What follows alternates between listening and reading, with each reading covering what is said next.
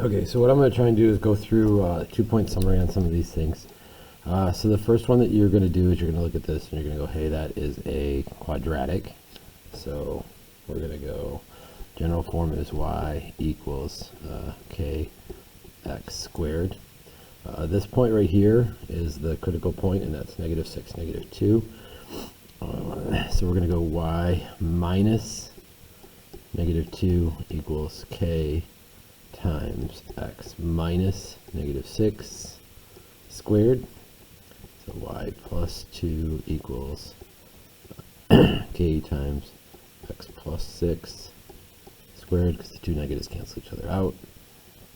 Then you're going to take a key point in the middle of the thing, again not too close to the original point.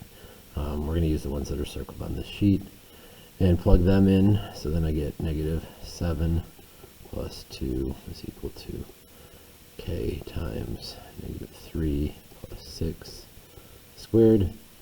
-7 plus 2 is -5 equals k times 3 squared, which would be 9, and k equals -5 ninths. Our equation then would be y equals -5 ninths. Parentheses, I come up here, x plus 6 quantity squared, and then this +2 that ends up right here, move to the other side, I'm going to get -2.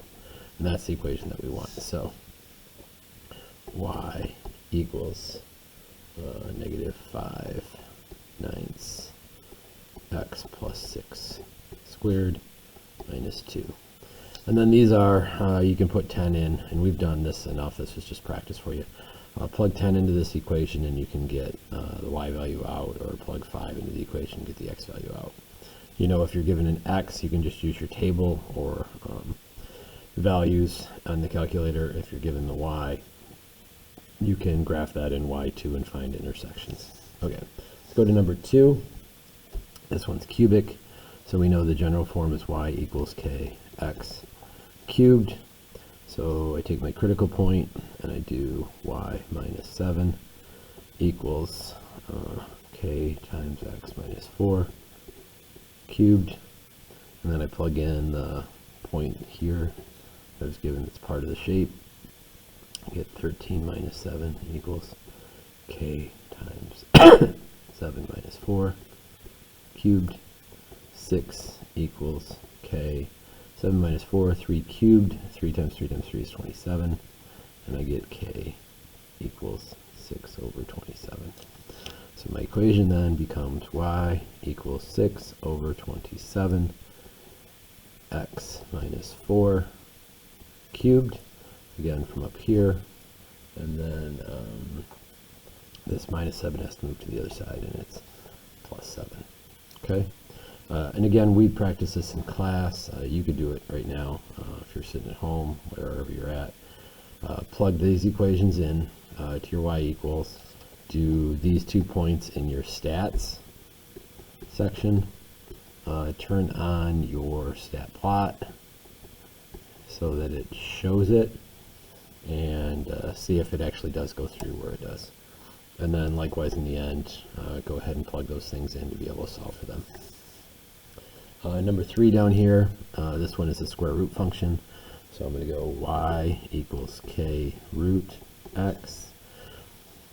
And then go ahead and plug in your key point. Your key point on a square root function is 2, 4. That's your starting point. So you got y minus 4 equals k times square root of x minus 2. And then plug in this one right here. So you get 8 minus 4 is equal to k times the square root of 9 minus 2. And I get 4 is equal to k times the square root of 7. I divide both sides by root 7 because I can't simplify the square root of 7 at all because it's a prime number. But then I can't leave this as a radical, so then I have to multiply top and bottom by root 7 to get rid of it on the bottom. And it ends up being k is equal to 4 root 7 over 7. Okay? Final equation, y equals 4 root 7 over 7. and then square root of x minus 2. And then this minus 4 again has to go to the other side. When I move it to the other side, it becomes positive, so plus 4. Pay careful attention that the end of your square root symbol right here doesn't go over the top of the 4, because 4 is definitely a vertical shifter. Again, plug this into y1, type 2, 4, and 9, 8 into your stats to see that that actually goes through. Then you can go ahead and check and solve those two problems. Last one right here, this is definitely a sinusoidal wave, because this is starting right in the middle. It would be sine.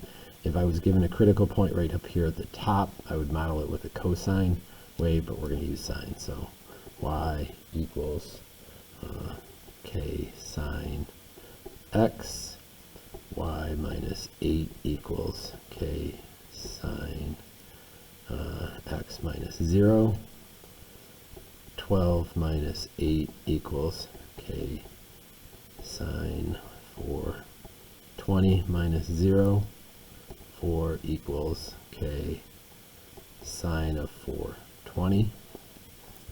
And then again, this is all non-calc, so sine of 420, if I subtract 360 degrees from it, you'll see that I'll get 60 degrees. So sine 420 is the same thing as sine of 60. So here's my little 30, 60, 90 triangle. 2, 1, root 3 are my relationships for it. So sine, that means I got to put my sine of 60 means I got to put my little dude right there, or dudette. And opposite over hypotenuse is sine, so opposite, root 3 over hypotenuse, root 2. Okay? So now I get 4 equals k times root 3 over 2. So that means I need to divide by root 3 over 2, or another way we can think about this is multiplying by the reciprocal, right? So that means 8 over root 3 when I multiply by 2 over root 3 on the other side. Can't have the radical in the bottom, so then k equals 8 root 3 over 3. 8/3 doesn't reduce, so that's our simplified fraction as much as we can get it. We can't break the radical down anymore either.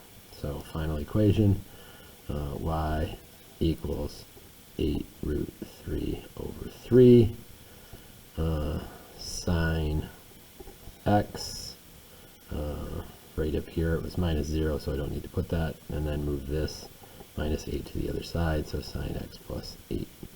Make sure that you close off your x's here. Last thing before we move on, if you're going to try and graph this thing and you want to take a look at the picture, make sure that the mode of your calculator is in degrees, because that is what you were given to. So 0 degrees and 4 and 20 degrees. Apologies, the symbols aren't on there. I'll go ahead and put those on there right now. Okay. Hope this was helpful on your 2-point summaries, and that it clears anything up for you. Reminder, if you're in one of my classes, then these 2-point summaries will occur on the non-calc test, so you have to be able to do everything like we just did without a calculator.